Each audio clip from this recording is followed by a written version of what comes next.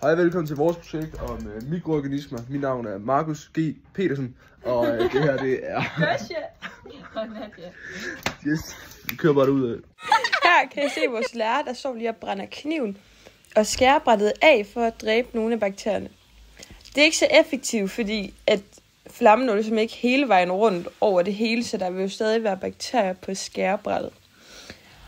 Og en ting med, at der kan være en fejlkilde, det er, at plastikken har jo også bakterier udenpå, så når hun skærer ned i det, så kommer der ligesom også bakterier ned i.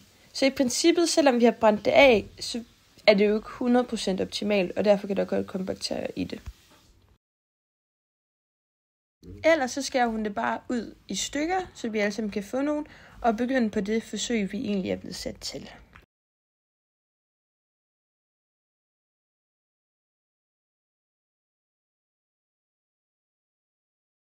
Vi vil gerne undersøge den her børste, der er inde i troberummet, som man bruger til at opvaske skål med og sådan noget. Ja. Og til det der har vi sådan nogle 2 glas her med sådan noget kødsnask, et eller andet på, som der åbenbart er godt for bakterierne at gro på. Og nu vil jeg egentlig bare tage og dyppe den her børste ned i en af dem. Yes. Nu vil vi stikke den her opvaskebørste ned i det her. Og så kører vi det bare en gang rundt. 2. Og der kan selvfølgelig også være en fejlkilde, hvis vi åbner den herinde, og der så kommer luft ned i den. Så hvis der sker noget crazy, så kan det også være derfor. Og så imens vandet det koger, fordi vi lige skal desinficere gonorrheen. Den her ting her, opvaskensbørste, så vil jeg lige snakke kort om, hvad er mikroorganismer. Mikroorganismer, det findes overalt. Det er både gode og dårlige mikroorganismer. Og de hedder jo mikro, fordi de er så små, men I kan se dem med det blotte øje. Putte det her kogende vand ned i den her. Vi vil lige starte med at putte en lille bitte smule kogende vand, og så lige skylle bunden af det, så der er sådan nogenlunde rent dernede. Fordi så er det jo i princippet endnu en fejlkilde, vi har. Nu vil vi bare proppe lidt mere vand lige. Kan de overhovedet holde til kogende vand, sådan spændende her? Jo, det håber jeg da. Og så vil vi tage vores røde opvaskebørste. Og så vil vi jo egentlig bare dyppe hovedet hernede i et par sekunder. Yes. Så nu har den været nede i det her vand i rigtig lang tid. Så vil vi lige dyppe den af lidt. Rigtig lang tid. Og så gør jeg klar til egentlig at putte den ned i det andet bær, vi har her. Så dutter vi lige ned et par gange.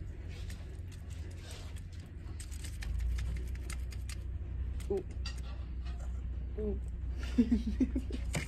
er fint. Så. Bum. Og nu kan det være endnu en fejlkilde med luft, men altså, sådan kan det gå. Og tape på igen, ligesom den anden. Så nu, fordi jeg tog lov til at stå og hygge sig i en uge, og så vil vi lige komme tilbage en gang imellem med en lille opdatering på dem. Så her har vi den før vi puttede, inden vi puttede opvaskebørsten ned i kogende vand, og det er faktisk ikke så slemt. Der er ikke sket så meget her. Så nu vil vi lige tjekke efter os. Så har vi vores efter her, og det ser faktisk ud som om, at det værer. Kan I se det? Heroppe. Ja. Jeg ved ikke, om den har ramt, plastikken fra børsten, for vi har slukket den ned. Men det ser faktisk lidt klamt ud, det her. Ja.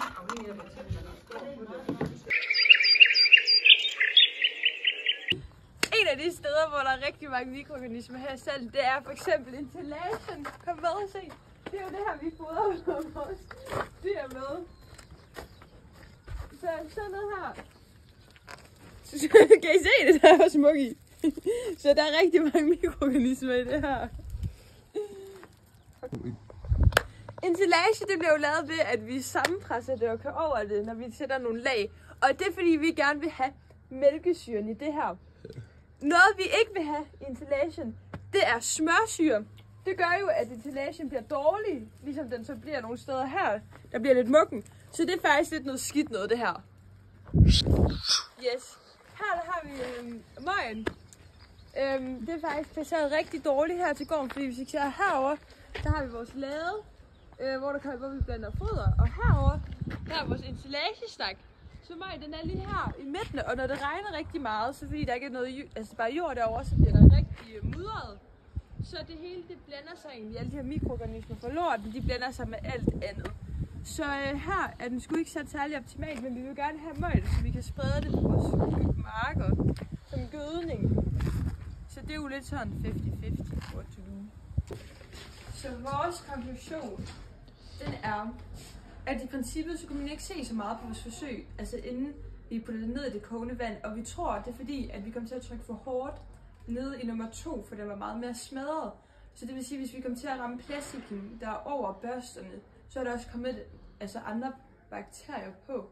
Så i princippet, hvis vi måske havde trykket lige hårdt, så vil nummer 1'eren også se lige så slem ud, som den gjorde efter. Så det her, det var vores forsøg med mikroorganismer at teste en opvaskebørste, hvor beskidt den bliver.